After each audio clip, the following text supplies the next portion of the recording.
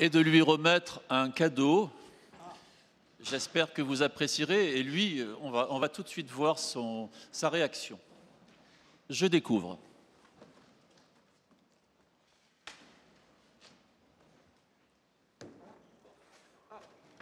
Alors, il faut l'ouvrir, Alain.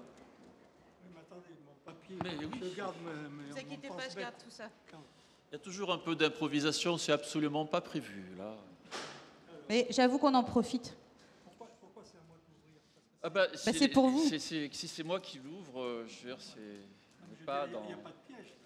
Non, non, non, non, non. Et dans Tintin, je parle l'histoire avec les cigares. Les cigares du pharaon dans Tintin? Je vais vous tenir votre micro. Ah non, moi je tiens le micro pour que les gens entendent ce que vous dites. Bon, oui, mais il faut accélérer le... C'est peut-être Si pas on le prend le but, temps. c'est de montrer que c'est bien emballé. C'est quoi le... Bah, c'est juste apporter un peu d'humour dans cette journée qui est assez réjouissante. Et... Puis vous n'allez pas vous en tirer comme ça, vous allez quand même me faire une conclusion. Hein. Vous avez peur que l'humour l'emporte? Ouais, mais on aime bien un petit peu d'humour quand même. Ah oui, oh là, j'ai compris. Voilà, je m'efface. Avant de t'effacer, peut-être l'aider encore un petit peu. Vous pouvez y aller maintenant que je sais tout. Ouais, juste l'aider peut-être C'est quoi? Allez, faites-moi. Je vais vous dire, pendant qu'on déplie... Bon, voilà, bon, écoutez, c'est un secret pour personne. Je fais partie des gens qui ont besoin d'une motivation pour progresser en sport chaque année. Donc la motivation était très simple. Je cherchais à monter le Ventoux une fois par an. D'ailleurs, il valait mieux que ce soit qu'une seule fois parce que j'étais quand même bien crevé après. Et voilà, donc c'était le but.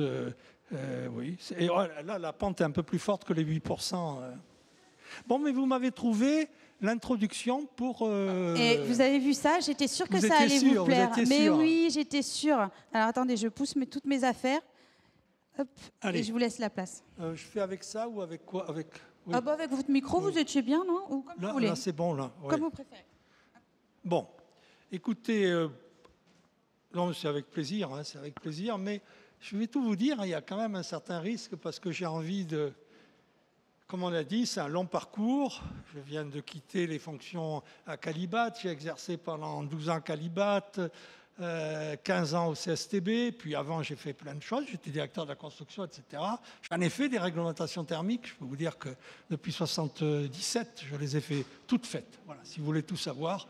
Et en les ayant toutes faites, j'ai entendu une musique assez similaire à chaque réglementation thermique. Je suis obligé de vous le dire. C'était le début de la fin du monde. Les surcoûts allaient être très très forts. Et après, 10 ans après, quand on recherchait de près pour savoir où étaient les surcoûts, bon, c'était plus nuancé la réponse. Non mais, allez, je vais faire le travail, je vais faire cette idée de vision avec ma liberté de ton, sinon c'est pas intéressant. Alors. Bon, alors, moi je voudrais dire aux gens du bâtiment, j'ai consacré, je peux dire, toute ma vie d'ingénieur au bâtiment et à l'urbanisme. Ce qui me frappe, c'est qu'il faut que nous regardions le temps long. Il faut regarder dans quelle grande perspective est le bâtiment. Moi, j'ai connu la fin d'une perspective qui était une très grande perspective, qui était la reconstruction, les 30 Glorieuses, avec une idée, l'hygiénisme. Il y avait le confort qui apportait la santé aux gens et on reconstruisait le pays. Et c'était des éléments très puissants du monde du bâtiment. On a augmenté la construction, les entreprises, les promoteurs ont été très sollicités pour avoir la quantité de logements qui convenait. On en a réussi d'autres moins bien, mais il y avait quelque chose de porteur. Et puis, quand j'étais à la manœuvre comme directeur de la construction, il y avait moins d'événements porteurs, je dois vous le dire, qui structuraient. C'était le moment où on a commencé à dire à juste titre qu'il fallait sortir de l'architecture standard, sortir de la politique des modèles, inventer l'architecture nouvelle. Il y avait cette idée de la variété, il y avait cette idée qu'il fallait que l'architecture ne soit pas répétitive. Vous voyez bien quel était le but. Mais c'était plus un élément de réaction à une situation précédente qu'un projet qui allait transformer le monde. Or maintenant, ma première partie, c'est clair, le bâtiment va être impacté par les grandes mutations de notre société. Ces grandes mutations, elles ne sont pas à 5 ans, 10 ans, elles sont pour 2050 et même plus. Mais nous avons des vents porteurs. Nous avons devant nous des grandes mutations qui nous impactent. Et ma deuxième partie, ça sera que ces mutations sont des opportunités et non pas des contraintes pour le bâtiment, et qu'il faut que le bâtiment fasse ces mutations, mais sa révolution, voilà, je vais vous en parler, sa révolution, pour pouvoir être à la hauteur de ces enjeux. À la hauteur historique. Excusez-moi d'employer des grands mots, mais toutes les années, on est dans le quotidien. Quels sont les grands mouvements de société? Est-ce que le monde du bâtiment aura répondu présent? Bon, le premier qui vient évidemment à l'esprit, c'est énergie-climat. Bon, on l'a tous dit, on a notre place. Je dirais même qu'on va nous y coller complètement. Vous savez, je ne trahis pas de secret que dans les arbitrages, le bâtiment est en général la variable d'ajustement lorsqu'on a des difficultés à arriver au zéro carbone. Les autres secteurs sont plus, si je puis dire, apparaissent comme plus difficiles.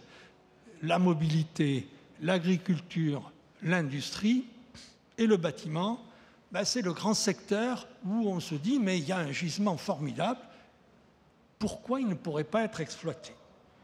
Et alors, vous avez vu qu'on se coltine ce problème jusqu'à 2050, et encore, si on est honnête, on a pris du retard.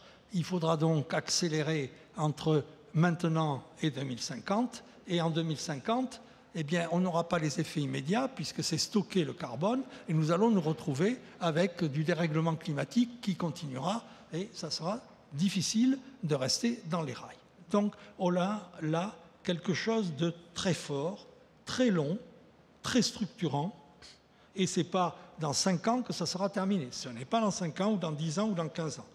Et d'ailleurs, je le dis au passage, c'est la première fois, puisque j'ai fait toutes les réglementations thermiques, qu'il y a une réglementation qui s'applique par étapes. En général, on ne faisait pas comme ça, on attendait la prochaine étape. Là, il y a une réglementation qui prévoit 3 étapes, qui étalent dans le temps, mais elle indique qu'on ira dans ce sens-là. Ça sera... Alors ensuite, on verra si les obligations, on peut les tenir, etc. Je saurais être nuancé à ce moment-là, mais il n'empêche que c'est très clairement expliqué. Bon, et moi j'ai envie de dire... nous coller ce problème et dire au bâtiment répondez, soyez à la hauteur, eh bien moi je trouve que c'est un honneur fait au bâtiment. C'est qu'on considère que nous avons la capacité à le faire, nous avons un devoir de société d'apporter une réponse, et je trouve qu'apporter cette réponse qui est sans doute la grande question du XXIe siècle, et dire nous les gens du bâtiment c'est maîtres d'ouvrage, architectes, ils sont là très nombreux, bureaux d'études, entreprises, industriels, eh bien je trouve que c'est formidable, donc on a ça. La deuxième grande mutation, vous la sentez venir, d'ailleurs il y avait un exposé cet après-midi, c'est la santé environnementale. Nous voulons désormais que le bâtiment nous apporte le confort, mais aussi nous protège, c'est un lieu de protection. Et il est inacceptable que dans ce lieu de protection, on ait des risques de santé. Quand vous y réfléchissez, ça va être quelque chose qui est absolument structurant.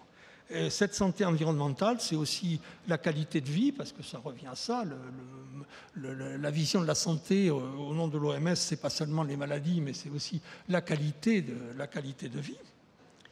La troisième grande question, vous allez dire, mais de quoi il parle? Pourquoi le bâtiment? C'est la biodiversité. La biodiversité est l'autre grande question devant nous, qui est d'ailleurs une question, tout le monde l'a compris, un peu philosophique, qui remet la question de la place de l'homme dans la nature. Est-ce qu'il est au-dessus de la nature? Est-ce qu'il est partie de la nature? Est-ce qu'il trouve que la diversité constatée par lui, imaginative, créative de la nature, n'est pas un bien fantastique, une sorte d'immense bibliothèque de l'inventivité, de la créativité? Alors, il y a ceux qui croient à la création, et puis il y a Darwin qui est au boulot et qui fait des mutations, etc. Enfin, Darwin, le principe darwinien. Bon, Alors la biodiversité, pourquoi ça aurait un rapport avec nous? La biodiversité a un rapport avec nous, les gens du bâtiment, parce qu'on est en train de découvrir qu'il peut y avoir une richesse de la biodiversité en ville. C'est l'idée de biodiversité urbaine.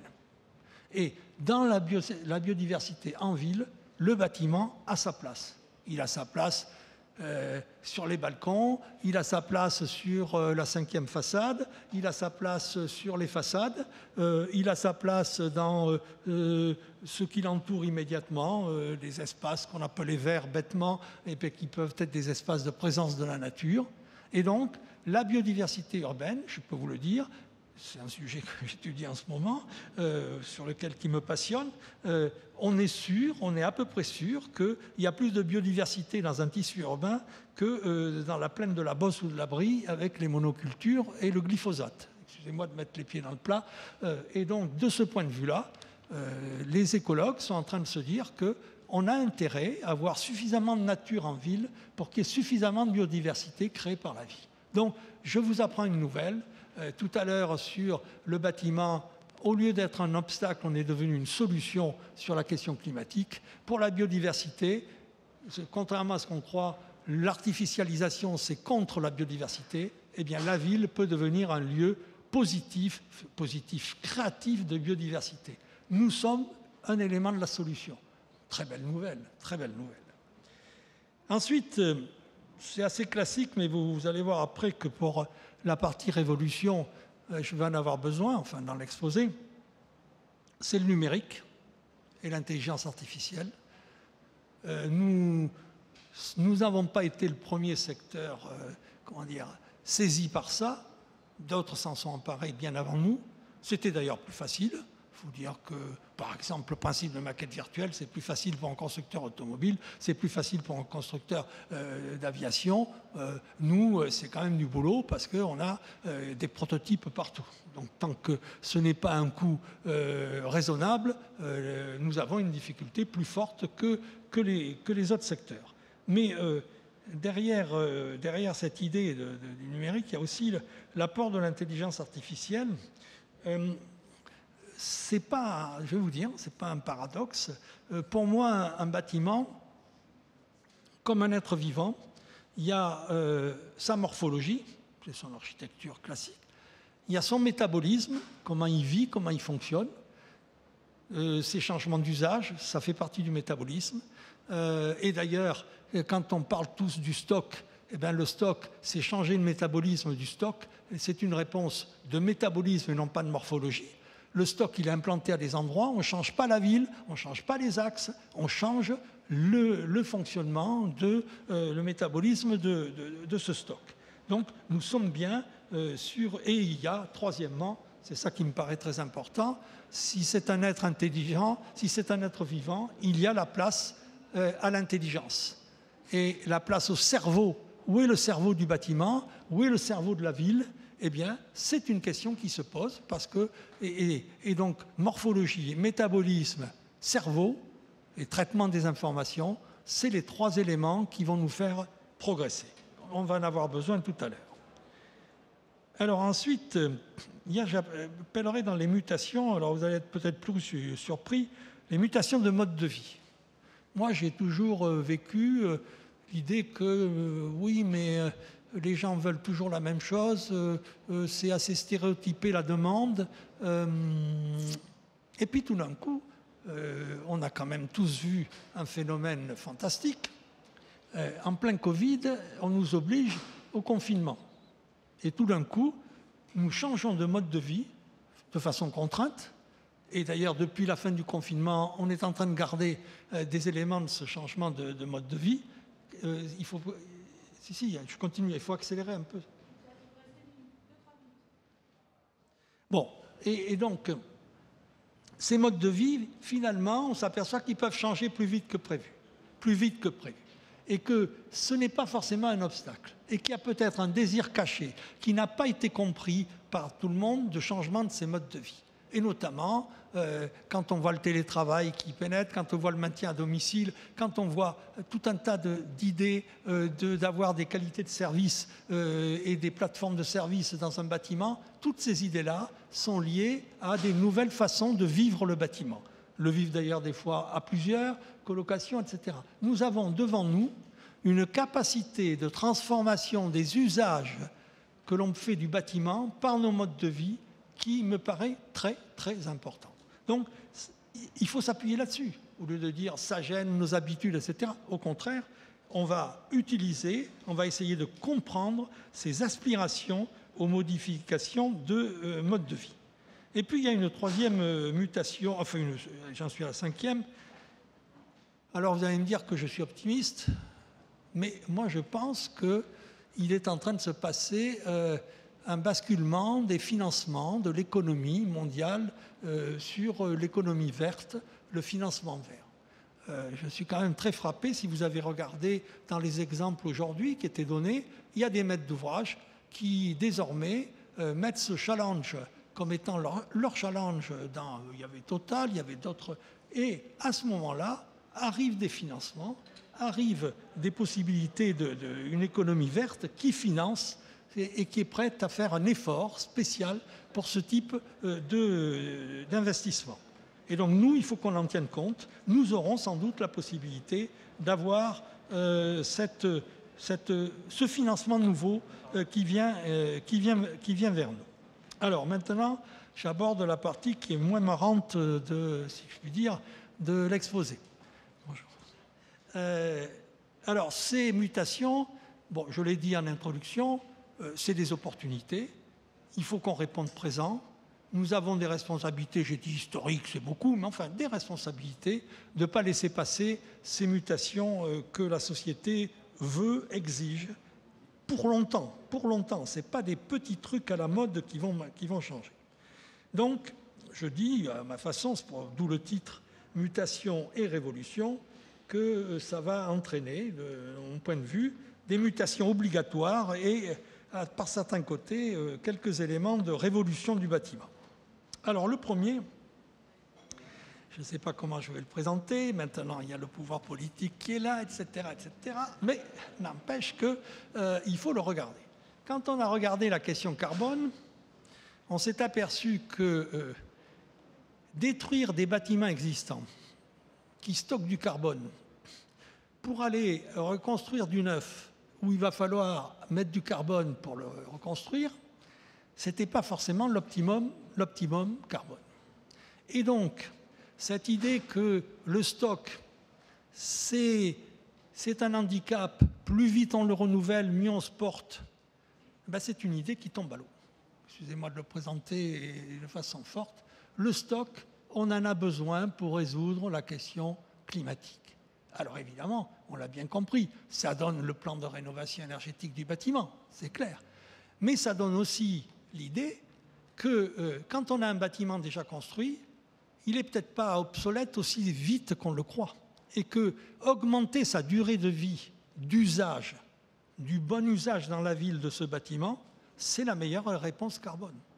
Et donc on est en train de découvrir que la transformation des usages et la prolongation de la durée de vie des bâtiments est une réponse à la question carbone. Alors, ne me faites pas dire qu'il n'y a plus de place à la construction neuve. Je m'attends quand on dise, voilà, il est allé dire son dada, c'est pas mon dada. D'abord, pour tous ceux qui le savent, je prétends que plus la construction neuve est performante et plus ça rend obsolescent le stock et donc plus naturellement il y aura des investissements immobiliers pour garder la valeur immobilière du stock. Donc je pense qu'il faut le faire pour ça. Mais ça dit autre chose. Ça dit qu'il faut construire neuf au bon endroit à juste titre lorsque la réponse du stock et des transformations du stock n'a pu être trouvée. Alors, peut-être qu'on va découvrir qu'il n'y en a pas, ça ne va pas forcément ralentir, mais ça va peut-être dire qu'on va regarder de plus près. Alors je sais bien, là j'ai les promoteurs immobiliers, ils sont en train de me... Mais il y a aussi une fonction de promoteur immobilier qui consiste à transformer les bâtiments existants, donc on peut en discuter. La deuxième révolution, donc on réestime la valeur du stock. Voilà, dans une politique du bâtiment général et du logement notamment. La deuxième révolution, bon, celle-là, chacun ses dadas, c'est l'arrivée de la démarche collective dans le bâtiment par rapport à la démarche séquentielle. La démarche séquentielle, c'est un maître d'ouvrage passe une commande à un architecte qui s'allie avec des bureaux d'études. Ensuite, on choisit des entreprises. Ensuite, les entreprises choisissent des matériaux. C'est séquentiel. Voilà. Eh bien, ce système-là, excusez-moi, c'est ma façon de le présenter, il a vécu. Il n'y a aucune raison que le bâtiment ne rentre pas dans l'ère de tous les autres secteurs économiques et industriels, c'est-à-dire la démarche collective, une approche collective. Les acteurs qui gardent leur fonction, mais tous autour du même projet et le plus vite possible.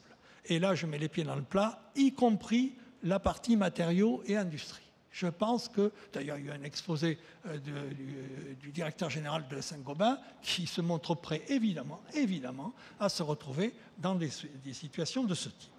Donc, la démarche collaborative, c'est une façon d'être plus intelligent au moment de la conception, et c'est une façon de mener beaucoup mieux nos chantiers parce qu'on aura écouté plus tôt les entreprises et les industriels. Bon. Ensuite, on arrive je vais accélérer, on arrive à une idée, c'est que le bâtiment n'est pas seulement un objet, mais c'est une plateforme de service. Et réfléchir au service que rend le bâtiment dans le futur, puisque j'ai parlé de la santé, il faut y réfléchir à tout ça. Il faut se dire, nous allons développer des services autour du bâtiment. C'est d'ailleurs la fonction du maître d'ouvrage qui est d'apporter en même temps que l'objet, il apporte des services. Et ça, c'est très important d'élargir. Donc au fond, je dis aux gens du bâtiment, nous avons un métier plus complexe qu'avant, nous avons un bâtiment qui est enrichi des services. Bon, alors maintenant, j'attaque le plus dur. Voilà, le plus dur. Je l'ai mis au milieu, vous voyez ce que je veux dire. Je ne vais pas terminer par le plus dur, mais bon. Alors, il y a quand même plein de gens, quand on parle du bâtiment, qui disent « c'est un secteur où on ne fait pas de gain de productivité ». Excuse de le dire, dans le cadre du groupe RBR territorial, on a vu des gens qui viennent nous dire « vous voulez que je vous dise la vérité ?» On ne comprend pas pourquoi ce secteur ne ferait pas des gains de productivité. Je sais que c'est difficile. On me l'a toujours dit, on m'a dit que je m'étais toujours trompé, etc., etc., etc.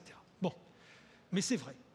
Il n'y a pas de gains de productivité, alors que tous les autres secteurs industriels ont fait des gains de productivité très importants. Donc, je dis, c'est un rapport avec la démarche collective, je le dis, je pense que c'est là que nous avons un moyen, mais c'est un rapport aussi avec une interrogation qui n'est pas taboue. J'en ai parlé aussi aux entreprises, je les connais bien les entreprises avec Alibat, c'est la partie du chantier qu'on fait hors site ou sur le site. Ce sujet n'est pas tabou. Il n'y a aucune raison qu'on ne le regarde pas ensemble. Il a été regardé par un rapport, etc. Ça fait partie des voies possibles pour faire des gains de productivité. Donc, ce n'est pas un sujet à balayer tout de suite. Et ça ne veut pas dire que les entreprises vont disparaître et qu'elles auront une valeur ajoutée diminuée. Ça veut dire que pour les entreprises, parce que je me permets de le dire aux entreprises du bâtiment, il faut que les entreprises pensent à la partie qu'ils peuvent faire hors site aussi. Ce n'est pas seulement des grandes usines industrielles, ça peut être des ateliers. Les menuisiers métalliques, ou le côté du bois, ils ont des ateliers, donc ils sont et fabricants et poseurs. Et ils ne sont pas que des poseurs. Donc cette question est pour la suite. Mais cette question de la productivité, alors ça veut dire qu'il faut regrouper les commandes, ça veut dire plein de choses. Hein. Je pense qu'elle est posée pour. Alors j'arrive, je me rapproche de la fin. Bâtiment et territoire. Hein, oui, j'y suis. Bon, bâtiment et territoire. Alors je vais en dire un petit mot parce que c'est là qu'il faut que nous ayons une capacité à faire évoluer notre vision du bâtiment et notamment, je veux dire un petit couplet que je fais ici, sur la façon dont peut s'articuler, de mon point de vue, excusez-moi, Madame la Ministre, s'articuler l'ARE 2020 et le label. Bon. Le label, il peut rendre un service, il doit rendre un service, c'est d'élargir la vision du bâtiment à des services nouveaux, à la santé, à la façon dont on s'insère dans le territoire. Le label, ça sera le moment de l'insertion du bâtiment dans ces grandes mutations dont on parle. Et donc, ça sera un guide qui sera donné à la profession sur la façon de parcourir les 10 ou 15 ans, ou les 15 ans à venir. Bon. Alors, j'ai un petit passage à dire gentiment. Il y a quand même une question qui a été moyennement résolue. Je vais employer une litote. C'est la question du bâtiment énergie positive. Le signe qui a été donné, c'est un signe suivant. Ça nous intéresse que vous produisiez de l'énergie à condition que vous la consommiez en totalité. C'est l'autoconsommation. Je dis quelques mots sur le radiateur électrique. Mais personne n'a dit aux gens qui étaient prêts à produire de l'énergie, par exemple sur leur toit par le photovoltaïque, le supplément que vous avez nous intéresse. Vous apportez votre part à la crise énergétique. Et on ne voit pas pourquoi on ne dirait pas aux personnes que, à condition que ça soit envoyé sur le réseau à certains moments les plus judicieux et à condition que ça ne dérègle pas le réseau, mais ça on peut le résoudre. Au contraire, je pense qu'on devrait dire à ces personnes-là, vous avez fait un choix en faveur de votre production d'électricité, ça nous intéresse, vous apportez votre part à la question énergétique. Et c'est la question donc de la décentralisation des énergies. Et donc de ce point de vue-là, si le label, je le dis à ma façon, peut corriger apporter du souffle nouveau à la réglementation, je crois que ça serait une bonne occasion. Voilà. Alors j'ai terminé et maintenant je voudrais dire juste une chose. Non, mais c'est facile, c'est la fin, je sais à peu près. Ce que je dis là, ça concerne tous les acteurs. J'ai cité exprès la maîtrise d'ouvrage, et d'abord, ça commence par les collectivités territoriales, la maîtrise d'ouvrage, les architectes, les concepteurs, les entreprises et les industriels, tout le monde. La deuxième idée, c'est parce que tout le monde sera autour de la table qu'on va être meilleur en groupe que tout seul, en silo, séparé. Ça, c'est l'autre message. Le troisième, c'est que ça va durer longtemps et il nous faut des objectifs. On a des objectifs ambitieux. Voilà.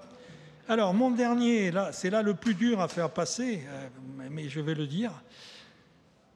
Peut-être, si vous regardez à l'échelle de l'histoire, avec des mutations pareilles, où le bâtiment répond présent, pour faciliter ces changements de société, et on dira « ils étaient au rendez-vous », la musique du « pas trop vite », je trouve qu'il faut la mener, mais il faut la mener peut-être avec une certaine humilité vis-à-vis de ces grandes transformations. Voilà, c'est ça que je voulais dire.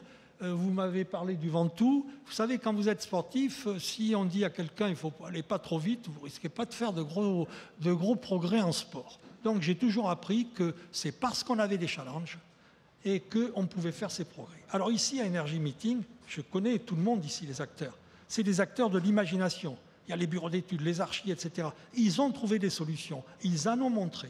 Je trouve que c'est normal qu'on leur rende hommage et qu'on trouve que ceux qui vont un peu plus vite, eh bien, c'est l'honneur du secteur du bâtiment. Merci. Merci, monsieur. Merci, Alain. Je vous rends votre...